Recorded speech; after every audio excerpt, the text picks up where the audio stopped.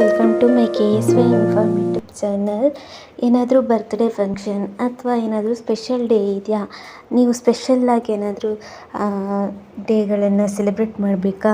ಹಾಗಾದರೆ ನೀವು ಇದೊಂದು ಸಲ ಟ್ರೈ ಮಾಡಿ. ಹೊರಗಡೆಯಿಂದ ಕೇಕ್ ತಂದು ಕಟ್ ಮಾಡೋದಿದ್ದೇ ಇದೆ, ನಾವೇ ಮನೇಲಿ ಮಾಡಿಕೊಂಡು ಸರ್ಪ್ರೈಸಾಗಿ ಕೊಡೋದು ತುಂಬ ಒಳ್ಳೆಯದಲ್ವಾ? ಸೊ ಇದನ್ನು ಸಿಂಪಲ್ಲಾಗಿ ರೆಡಿ ಸ್ಟೆಪ್ಪಲ್ಲೇ ಹೇಗೆ ಮಾಡೋದು ಅಂತ ನಾನು ಹೇಳ್ಕೊಡ್ತೀನಿ. ಓರಿಯೋ ಬಿಸ್ಕೆಟಲ್ಲಿ ಇವತ್ತು ನಾವು ಕೇಕ್ ಮಾಡ್ತಾಯಿದ್ದೀವಿ. ಹೇಗೆ ಮಾಡೋದಪ್ಪ ಓರಿಯೋ ಬಿಸ್ಕೆಟಲ್ಲ ಅಂತ ನೋಡೋದಾದರೆ, ಒಂದು 20 ಓರಿಯೋ ಬಿಸ್ಕೆಟ್ ತಗೊಳ್ಳಿ. ಅದನ್ನು ಮಿಕ್ಸಿಲಿ ಹಾಕ್ಬಿಟ್ಟು ಪುಡಿ ಮಾಡ್ಕೊಳ್ಳಿ. ಪುಡಿ ಮಾಡಿಕೊಂಡು ಅದಕ್ಕೆ 1 ಸ್ಪೂನ್ ಆಗುವಷ್ಟು ಬೇಕಿಂಗ್ ಸೋಡಾನ ಹಾಕ್ಕೊಳ್ಳಿ. ಹಾಗೆ ಬಿಸಿ ಮಾಡಿ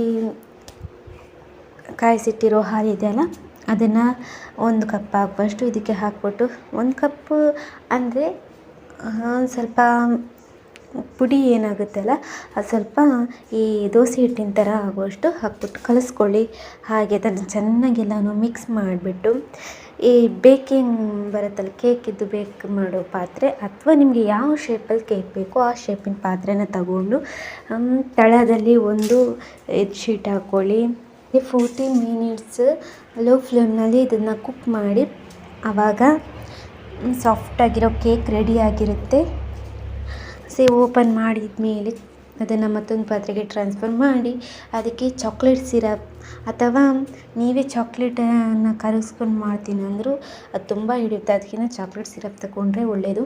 ಅದನ್ನು ಮೇಲ್ಗಡೆ ಹಾಕಿ ನೀಟಾಗಿ ಎಲ್ಲ ಕಡೆ ಸ್ಪ್ರೆಡ್ ಮಾಡಿ, ಹಾಗೆ ಈ ಡ್ರೈ ಫ್ರೂಟ್ಸ್ ಇರುತ್ತಲ್ಲ, ಈ ಬಾದಾಮ್ ಪಿಸ್ತಾ ಇವನ್ನೆಲ್ಲ ಸ್ವಲ್ಪ ಪುಡಿ ಮಾಡಿ ಮೇಲ್ಗಡೆ ಉದುರಿಸಿ ಡಿಸೈನಾಗಿ.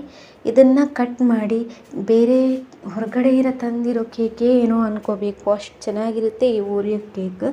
ನಿಮ್ಮ ಸ್ಪೆಷಲ್ ಡೇನ ಇನ್ನಷ್ಟು ಸ್ಪೆಷಲಾಗಿ ಮಾಡಿ ಮನೆಯಲ್ಲೇ ಕೇಕ್ ರೆಡಿ ಮಾಡಿ ಮನೆಯವರಿಗೆ ತುಂಬ ಸರ್ಪ್ರೈಸ್ ಕೊಡಿ. ಹಾಗೆ ಮಕ್ಕಳಿಗಂತೂ ತುಂಬ ಇಷ್ಟ ಆಗಿರುತ್ತೆ. ಪಕ್ಕ ನೀವು ಈ ರೆಸಿಪಿನ ಟ್ರೈ ಮಾಡ್ತೀರಾ. ಮಕ್ಕಳಿಗಂತೂ ತುಂಬ ಇಷ್ಟಪಟ್ಟು ತಿಂತಾರೆ, ಪದೇ ಬೇಕು ಅಂತ ಕೇಳ್ತಾರೆ. ಅಷ್ಟು ಚೆನ್ನಾಗಿರುತ್ತೆ, ಮಾಡೋದಕ್ಕೂ ಸುಲಭ ಇರುತ್ತೆ. ಹೊರಗಡೆಯಿಂದ ತರ್ಬೋದು, ಆದರೆ ನಾವು ಮನೆಯಲ್ಲಿ ಮಾಡಿ ತಿನ್ನೋದ್ರಿಂದ ದೇಹಕ್ಕೂ ಒಳ್ಳೆಯದು. ಹಾಗೆ ಸರ್ಪ್ರೈಸ್ ಆಗಿರುತ್ತಲ್ಲ, ಯಾವಾಗಲೂ ಹೊರಗಡೆ ತಿನ್ನೋದು ಇದ್ದೇ ಇರುತ್ತೆ. ನಾವು ಮನೇಲಿ ಒಂದು ಸಲ ಟ್ರೈ ಮಾಡೋಣ ಹೇಗಾಗಿದೆ ಅಂತ.